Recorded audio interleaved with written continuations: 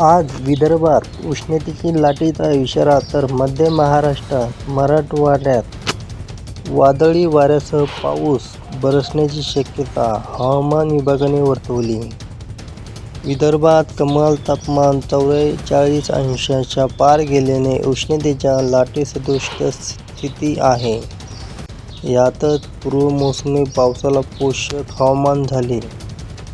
विदर्भात उष्णतेची लाटेची शक्यता, तर मध्य महाराष्ट्र मराठवाड्यात वादळी वाऱ्यासह पाऊस बरसण्याची शक्यता. उत्तर प्रदेश आणि परिसरावर चक्रीवादळ वाऱ्याची स्थिती असून त्यापासून विदर्भ, मराठवाडा ते मन्नूरच्या आखातापर्यंत हवेचा दक्षिणोत्तर कमी दाबाचा पट्टा विस्तारला आहे. महाराष्ट्र आणि कर्नाटक दरम्यान केंद्राकडून बाहेरच्या दिशेने वारे वाहणारी चक्रीवादळ वाऱ्याची स्थिती कायम आहे.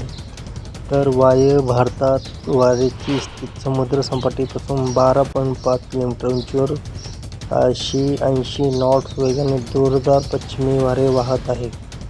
राज्यात सकाळपासून उन्हाचा चटका वाढत असल्याने अंगाची लाही होत आहे. उकाडा कायम असल्याने घामाच्या धारा वारा वाहत आहे.